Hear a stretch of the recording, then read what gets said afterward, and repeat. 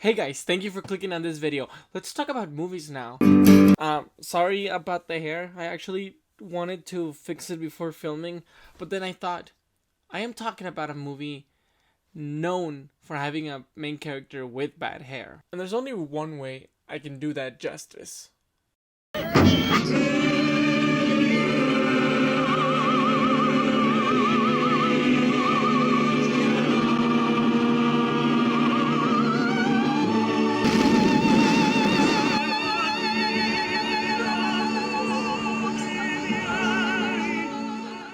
I think that people will look back at 2019 as the year where we took beautiful, beautiful things and set them on fire.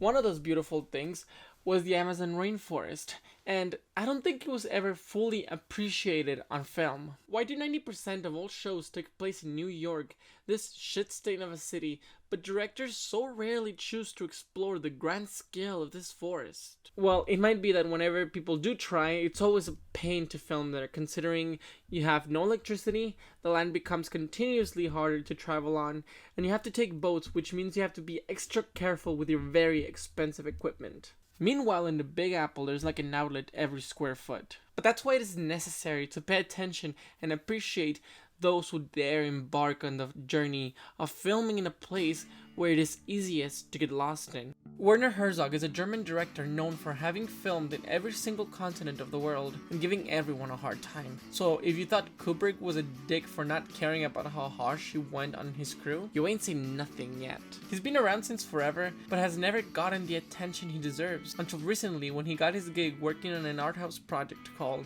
The Mandalorian. So, haha, I get to actually add that on my tags. But before Disney got to him, on the early 80s he walked up to Fox Studios and, yes, I get the irony, and pitched an idea.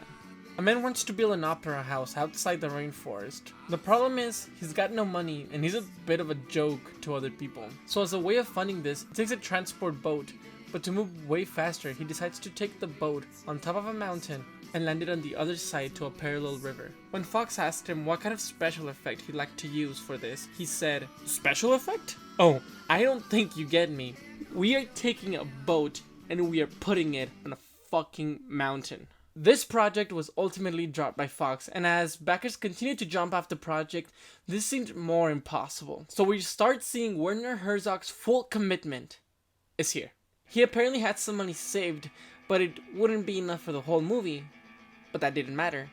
It was enough to give the project legs, and the movie started production before it was even produced. Thankfully though, when more producers saw this, they went, "Hell yeah, I want to invest, this looks dope!" One man eager to join the cast was Jack Nicholson.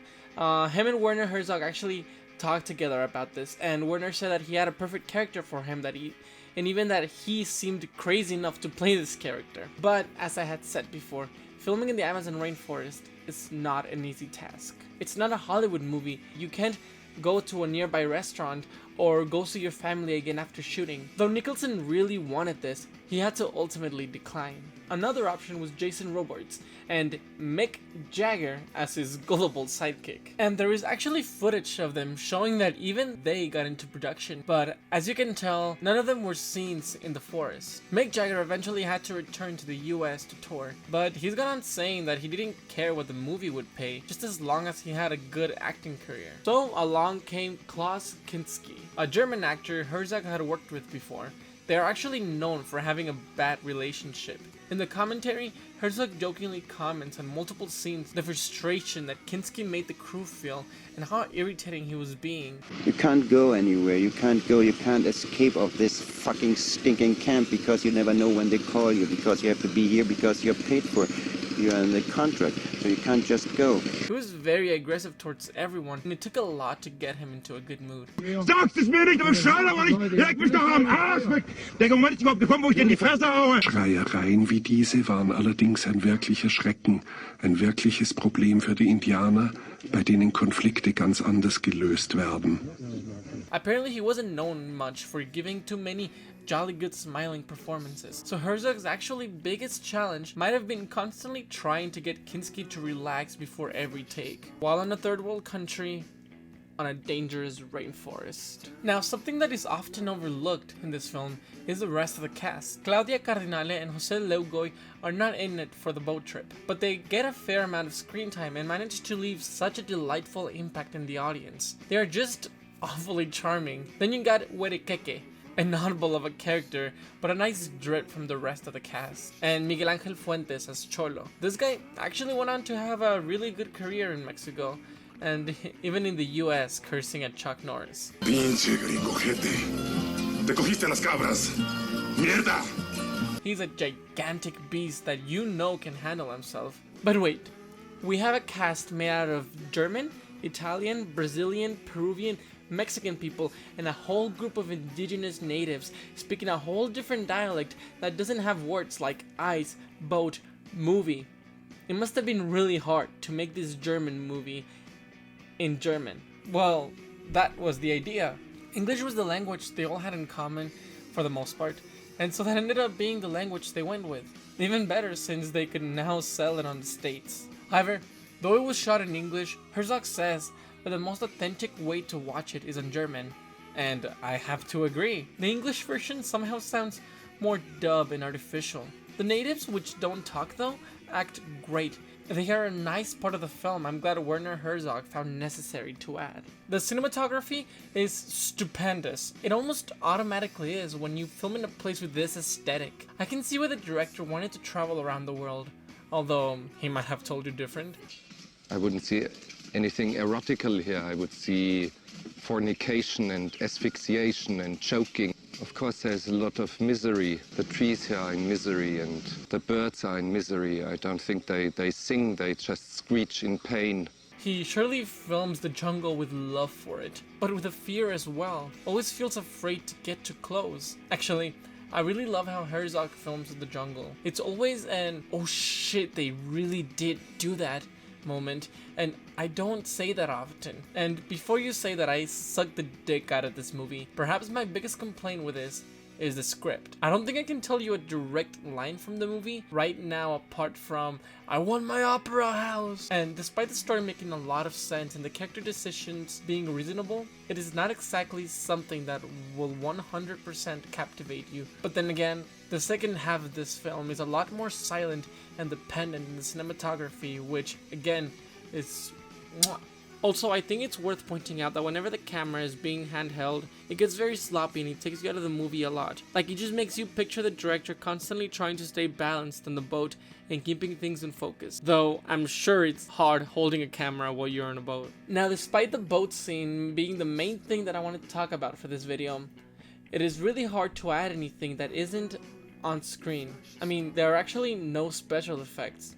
What you see, it's exactly how it was done. The only thing that's not part of the movie is the tractor, which was used to move the dirt out of the way. But besides that, you are looking at the raw and strong effort of hundreds of people. If I can tell you anything, is that you get nothing out of watching a still frame or a short clip of it. You have to actually watch it start from scratch. From a simple drawing to the tree chopping and the dynamite, the trunks being set up, the pulleys being constructed, the flaw that cost the life of 2 people. And when it reaches the top, you will be left in awe, as if you just lost the bet on whether or not they would make it. For those who don't know, this was based on a true story, vaguely. Fitzgerald, later recognized as Fitzcarraldo for easier pronunciation, later added an O for aesthetic, also attempted moving a boat across a mountain. The thing is, Fitzgerald's boat was disassembled into hundreds of pieces and moved separately like a crappy toy in an ad. Also, it weighed 10 times less. It's funny that Werner Herzog said that once he wanted to do it, he knew he was going to do it, but he might as well just have come up with a story himself. In fact, he found the original story so unimpressive and boring. I know it's a bit of a cliche to quote Roger Ebert, but that guy had an unremarkable way with words. He said, "It is a quest in which the hero's quest is scarcely more mad than the filmmakers." And I believe that what he means by that is that they follow the same dreams, they achieve the same thing as well, but one has a weirder motivation than the other. Now, lately some people have spoken up against the film and against Werner Herzog himself, bringing up things like the carelessness for the crew, or even the negligence for the natives. There are deaths involved in the film, but what many, including Adam Roberts who wrote this article, don't consider is that very little should be blamed on Herzog. Things are often brought up like the 2 plane crashes that ended up with one person paralyzed, the man who ended up cutting his own leg with a chainsaw after being bit by a snake, the many natives killed by disease, and savage attacks by other native tribes. In fact, those natives who didn't die of disease only survived because of the medics that were only there because they were shooting a film. The other incidents are surely tragic, but not by negligence of the director. I mean, you've got another death of somebody who died after taking a boat with no permission. No permission are the key words. I just don't get how the author of this article wrote this and still decided that Herzog was guilty. And as for the actual boat scene, he could not have been more careful with how everything was orchestrated. He said himself that when the natives felt unsafe, he would stand right next to them so that they could be like, you see, like, if I'm here, then it's all okay. He gained their trust. I just don't want any bad misconceptions of Werner Herzog to be released, especially when he's got such a small following. And in doing research about him, I found some really interesting things. Werner Herzog makes movies about incels. He creates characters that are cast away by society not for their attitude or mannerisms, but for their dreams. They have dreams that no one else would dare try, and they do it with such determination that they become almost a joke to others. Whether they want to move gigantic boats, find the city of El Dorado, live alongside of bears, or create the most iconic meme of 2019. Yes, not only did Werner Herzog force his crew to survive the harsh conditions of the Amazon rainforest, but he also neglected the idea of making Baby Yoda CGI. He even called the team cowards for not wanting to put a bit of extra effort and hire a couple of puppeteers. So maybe that's the lesson of today. A bit of commitment, as small as it might be, goes a long way.